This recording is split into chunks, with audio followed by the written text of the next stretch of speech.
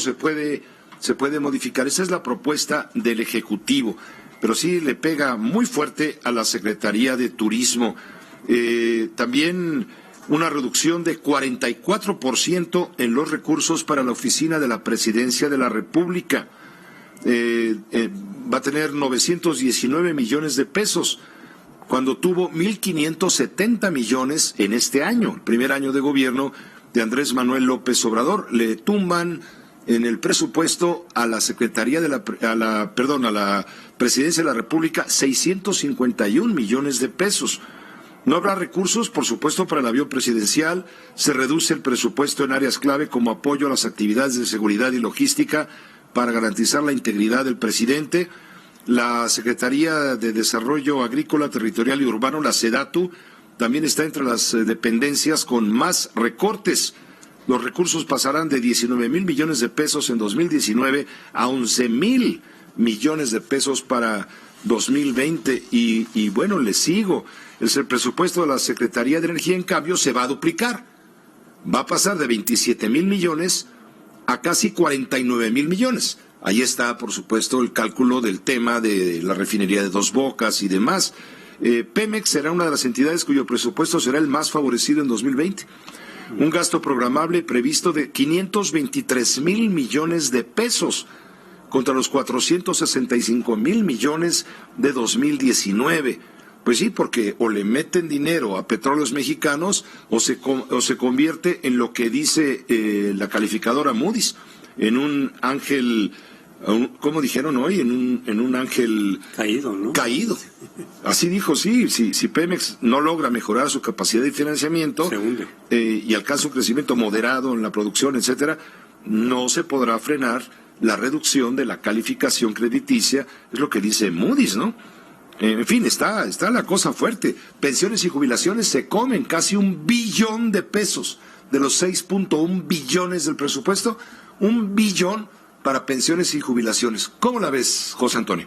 Pepe, desde un ángulo político yo diría lo siguiente. Fíjate que yo estoy de acuerdo en que se amplíen los impuestos, que es una medida muy poco popular, pero precisamente yo creo que este gobierno que ofreció durante toda su campaña no elevar impuestos, precisamente para mantener un poco la cuestión macroeconómica y demás, pero no elevar impuestos para no afectar a la ciudadanía en general, sí requeriría, para tener los recursos necesarios para todo lo que se propone, sí se requeriría ampliar los impuestos. En términos generales, ya después cada impuesto se puede discutir si es adecuado o no, si la forma de instrumentación, si es justo o no, dependiendo de qué impuesto estemos hablando. Pero en términos generales, claro que debía de ampliarse la capacidad de atraer y de recibir los impuestos. ¿No crees que sea suficiente con lo que está proponiendo el presidente de la República de endurecer la vigilancia fiscal con todas las vertientes que ya hemos comentado, las facturas falsas, que no haya más, que no haya elusión, no haya evasión, que no haya blanqueo, en fin, que todo el mundo paguemos impuestos? Que se paguen impuestos. Yo creo que eso es adecuado, pero no suficiente, porque hay que recordar, Pepe, que quitando los recursos petroleros, que ahorita está en crisis y más bien Pemex, como lo acabas de señalar, está jalando recursos del erario público más que dándole al gobierno mexicano. Ahorita se invirtió la relación entre gobierno y Pemex. Entonces, ¿cuál es los impuestos, el nivel de impuestos que se obtienen y se recaudan en México? El 12% del PIB, que es bajísimo a nivel internacional. Los países latinoamericanos que tienen un nivel de desarrollo parecido al nuestro tienen una recaudación del 19, 18, sí. Por ahí se van, 18, 19. Y los países más desarrollados, que en principio serían el modelo a seguir en términos de el desarrollo y la distribución del ingreso, pues recaudan entre 40 y 45% del PIB. Claro que no vamos a dar ese paso de golpe, pero sí se tendrían que estar tomando medidas más enérgicas para ampliar la capacidad de recaudación fiscal de nuestro gobierno. De lo contrario, no se va a poder hacer nada de lo que está planteando seriamente López Obrador. Pero aquí hay un aspecto político. Él ofreció no elevar impuestos, era oferta de campaña, y en la medida en que empiece a recaudar más impuestos y a imponer más impuestos, esto es un pequeño ejemplo nada más, va a venir un costo político, en términos de popularidad, en términos de que le pueden decir no cumpliste, Bueno, se está hablando ya de una reforma fiscal para 2022. Sí, yo creo que una vez que pasen las elecciones, porque ese es el sentido político también de tomar una medida tan drástica. Así es. Porque la reforma fiscal, para que esto funcione, es obligatoria. Tiene que hacerse. A lo mejor lo esperan precisamente, ahorita solamente son algunos ajustes que me parecen adecuados, desde luego, pero es probable que en el 22 venga una reforma fiscal más profunda. Quizá ni siquiera la que necesitamos, pero digamos que avanzar hacia allá. Ya pasadas las elecciones y ya habiendo obtenido el mayor voto posible para Morena, esa es desde luego la ruta, pero desde luego estamos muy atrasados. México está muy atrasado en términos de recaudación fiscal.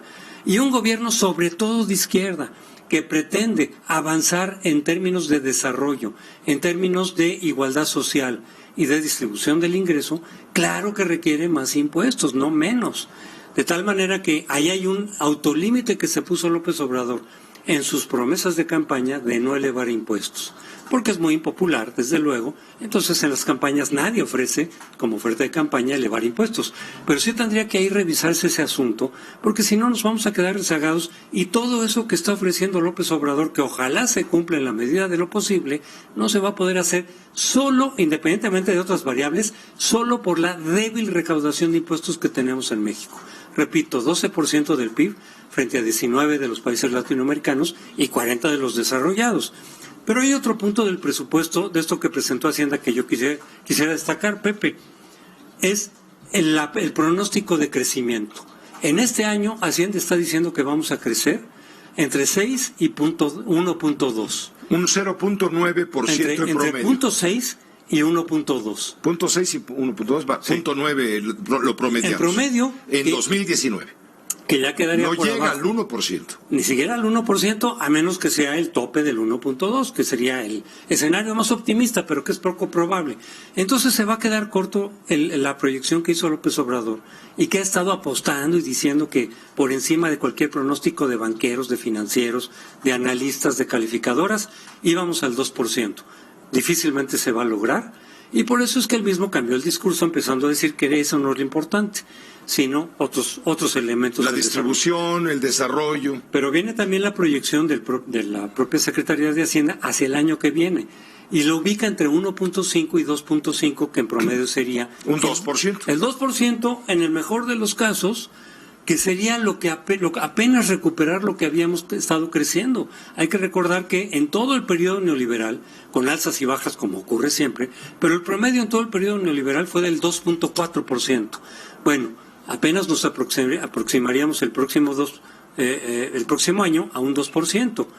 A ver qué pasaría después. Y con la cautela, en todo caso, de que estas proyecciones se pueden ir modificando. Esta proyección que hace Hacienda de que creceríamos el año que viene al 2% en promedio aproximadamente, se puede cambiar como pasó este año.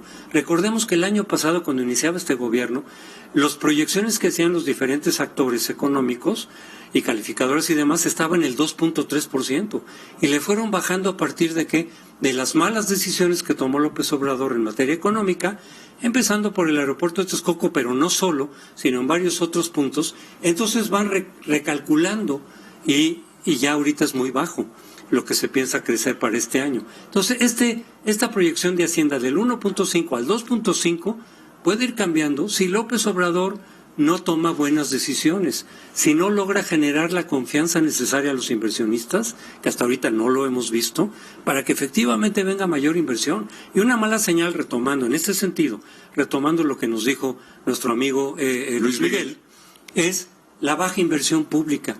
Porque si ya sabemos que la inversión pública de todas maneras es detonante. Es un porcentaje bajo de lo que se requiere. Debe ser un detonante. Pero debe ser el detonante, porque si ni siquiera el gobierno invierte en obra pública, los inversionistas entonces no lo siguen, tampoco invierten. Ellos ven primero cuánto va a invertir el gobierno, porque ese es, digamos, una cierta garantía, un detonador, como dices, para invitar a la inversión privada a invertir. Entonces esa es una mala señal que podría no estimular la inversión que se requiere para eventualmente sí crecer, ya no digamos al 2%, sino lo que ofreció López Obrador, de terminar creciendo al 4% por lo menos, Pepe. Pues te agradezco mucho el análisis, por supuesto. Pepe, buenas. Gracias. El doctor José Antonio Crespo, analista político en este espacio de noticias.